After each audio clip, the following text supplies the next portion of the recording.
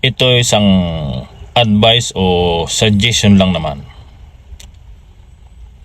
Kasi maraming mga lumalabas na bali-balita sa dyaryo at TV.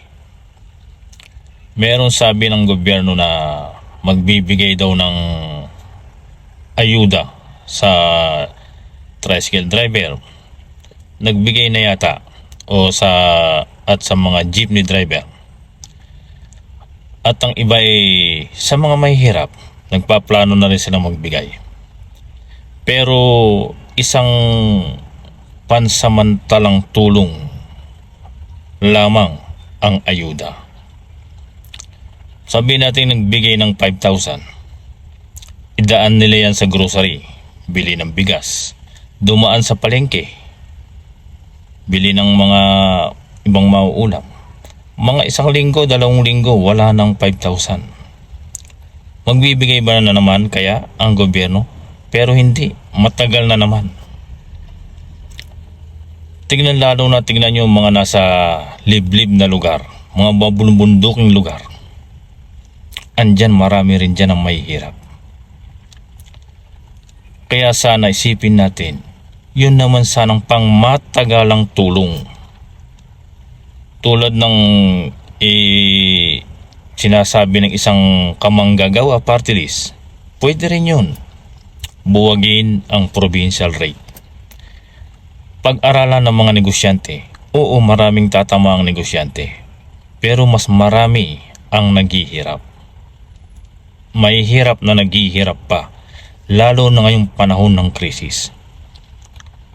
Kung maaari sana, itigil na muna natin ang politika. Hindi ko naman sinasabing ihinto nyo na. Pwede naman sigurong break muna or isang tabi lang natin muna. Tulungan muna natin ang mahihirap, lalo na ngayong panahon ng krisis. Kailangan nila kayo. Pag-aralan natin kung papaano. Sabihin na natin may mga politikang nakatoka sa bawat bayan. Umuunlad ang kanilang bayan.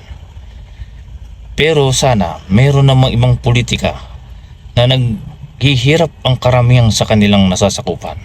Ba't hindi kayo mag-meeting sa Kongreso?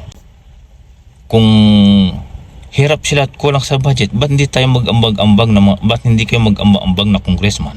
At tulungan nyo siya para umunlad naman ang mga kanilang nasasakupan at matulungan na mahihirap. Ang impeachment, pwede namang itabi muna. Ituloy nyo na lang kung gusto ninyo. Hindi ko naman po sinasuggest na ihinto nyo na. Nasa sa inyo po yan. Pero sana tutukan nyo muna ang mahihirap. Kailangan nila kayo. Lalo na sa panahon ngayon ng krisis.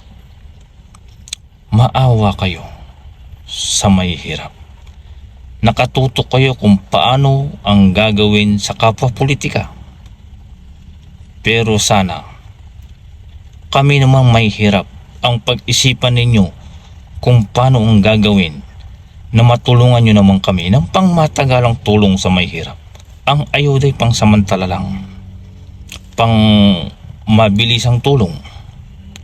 Pero hindi naman po pang matagalan. Linggo lang ang aabutin yan o 2 linggo. Wala na. Kanya-kanyang diskarte na naman ang mahihirap. Tulungan nyo po ang mahihirap. Ito po ay suggestion lamang. Kuro-kuro o mga advice. Kung po pwede lang po. Isang konting panawagan sa gobyerno. Sana po bigyan nyo ng pansin ito. Maraming salamat po. Wala po sanang magagalit. Bato-bato sa langit, tamaan, huwag magalit.